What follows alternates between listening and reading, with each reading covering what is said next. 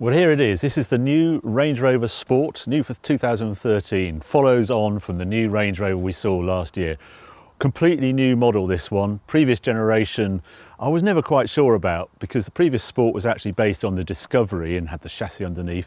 This one, all aluminium construction, completely different car, shares a lot with the new Range Rover. And the one thing I've got to say about it, it's huge. Like Range Rover telling me that it's only millimetres bigger than the previous generation, but when you compare it with the previous generation Range Rover, which I own, I was really surprised how close this is on the size of it, particularly at the front. But you have to say it's a great design. It's obviously based on the Evoque and it's grown from there. And I think it's actually probably more successful than the new Range Rover. So let's go around some of the details on this car. Differences in the spec of the car, you start out with SE, then there's HSE, which is recognised because the grille here is silver, and then you get to Dynamic and Dynamic Autobiography, the top models, and they have this black grille and this black under here, this under tray here. I think it's the best looking of the lot, and I also love the detailing on this car. Like the full-size Range Rover, it's got those projector headlamps with the sort of name around it that look really trick. Then on the top of the bonnet we have these vents here, and then on the side of the wing there's another vent. And it's really quite disappointing, I think, that these are actually false. They're purely cosmetic. It's a trend we seem to be seeing on cars these days, that these sort of bits are added just for glitter but don't actually do anything. Then under the bonnet we have, in this example, a supercharged V8. And again, this is what they want you to look at for the engine, but I'm always quite keen to take one of these off. When we take that off, yeah, now I can see why they designed a cover for it, because that's not a very pretty engine under there. But it does produce the power. We're talking about 510 horsepower in this version, 625 Newton meters of torque, which is 476 foot-pounds of torque. So quite a lot of power in here. Move around to the side, and then you get to the core change with this car, the stretched wheelbase that has added this big interior, because there's one of the criticisms of the previous Sport, it was always a bit tight. You never really wanted to get a rear seat in a Sport. Front was always lovely, and it continues to be great in this car as well, but at the back, big change. Finally, there's proper room, proper seats in there, and it's really quite comfy in the back. It's not the sort of thing we normally do on Evo, but it's such a sea change with this new Sport. I'm 6'2", this seat in front is set for me, and I'm sitting in the back and I'm comfy in a Range Rover Sport. That doesn't normally happen. And this one is particularly nice in here because it's got a glass roof, and I think that's a really nice touch. It's been a huge hit on the Evoque and on the new Range Rover. It's bound to be the same on this. It just really lightens up the interior. And the other lovely detail is an aluminium badge on the side saying this is all aluminium construction. Just lovely little details all through this car like that. Looks really good. Well, we're looking in the inside of this car. There's one more surprise I want to show you, and that's in the back. Because if I press these two buttons here, there's another little surprise. This car is the 7-seat version, so there's 2 emergency seats in the back. You're not going to get a full-size adult. They're sort of up to 11-year-old. But having lived with a car like this, we had the previous Range Rover and I had an overfinch rear seat. They're so useful at Christmas time and when granny comes to stay, or you're going to get kids from school. So there you go, it's a £1,500 option. I think it's probably well worth it because it just adds to the sort of how you use these cars.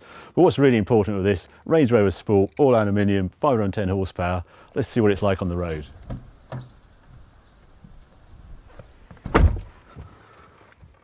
There's one thing you've got to say about Land Rover. They really know how to do interiors. They're doing their own signature on the interior. The only way I can describe it, it looks like B&O have designed it. It's very clean. They're very proud of their low button count, which can be a bit of a pain at times when you're trying to do heated seats or something. But it does look good, looks really good. And I think it's because I like the way they're ploughing their own furrow on it. They're not looking at what the Germans are doing. And I get the sense of sometimes with BMW and Mercedes, they just look at the other German manufacturers. But the interior on current Land Rover product like this one is unique, very clean, and just beautifully put together. Feels expensive. Now, I've been living with this car for about a week now, and part of living with this car, where I live on the farm, quite often come back from work and just go and have a look what the stock are up to. And I like the feeling with a Range Rover. It's part of its authenticity that it can go off-road. I'll just go and show you.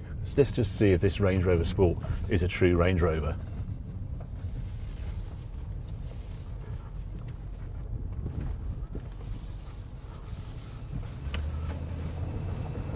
put the suspension on high, yeah, the parking sensors are going to get a little upset, but they'll go out.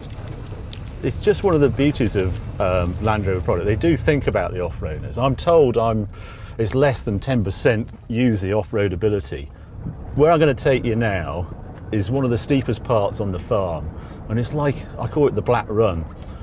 And we'll just have a little look, because you just look over the edge and think, you must be joking. And I want to see if it hits anything on the way down. It's just through here. Okay, just gently drift over the edge. And here we go, the test. That's pretty steep down there. Nothing touched. No, the only thing you heard was the hill descent control working. We're taking an easier way up the hill.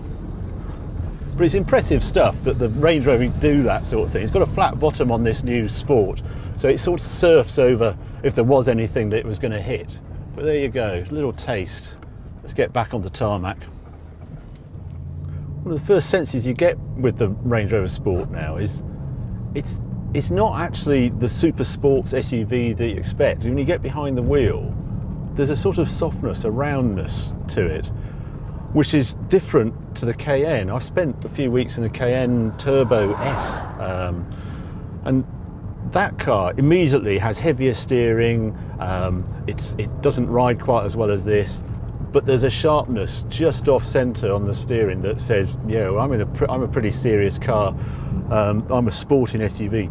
You don't get that with this new Range Rover Sport. There's a more relaxed feel with it, and I'm surprised with that, with this being the top supercharged model. But I do like the feel of the wheel, and you've got certain controls on here, and it all works really well. It's a very clear dash, and it's very quiet, very refined, this car. I'm already going slightly quicker than I should be, and yet it's utterly silent in here. Another difference with the new Range Rover Sport, you actually get a proper gear lever. They've been using that circular gear selector from Jaguar, and I think it doesn't work at all. It really annoyed me, and it wasn't intuitive to use. Thank goodness this has made a return, and it's very easy to use. And what I like about it is you just rest your hand on, and you can just control the ventilation, and it just makes sense. Much better than the circular control they had before. This particular car is £90,000 because it's got the ultimate Meridian sound system, 23 speaker, an extra £4,600 over the 19 speaker system. Which sounds quite a lot of money to me, especially when you got this to listen to.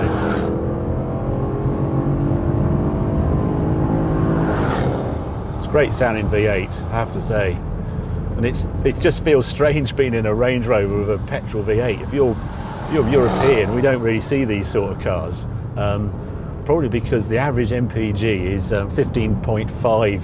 It's all I've done in the past week.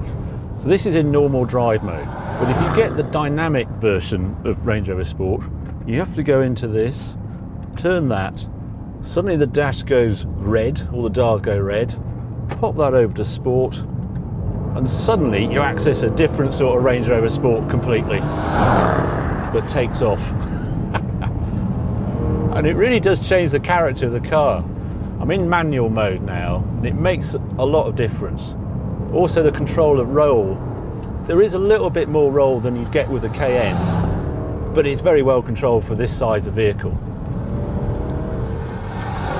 Range Rovers all come with these cameras everywhere, all around the car, and I can't get over, you're not allowed to watch TV on this screen when you're driving, but you can watch this. This is junction view. I just touch here. I can go to curb view as well. Excellent. So you can record your crash on screen and then replay it while you're waiting for the rescue services to come and get you. This car, they claim the weight is 2,300 kilos, and after driving it for a day, I thought, I'm sure it feels heavier than that. We actually put it on the scales back at Evo, and we actually recorded it about half a tank of fuel at 2,493 kilos, so 2.5 tons.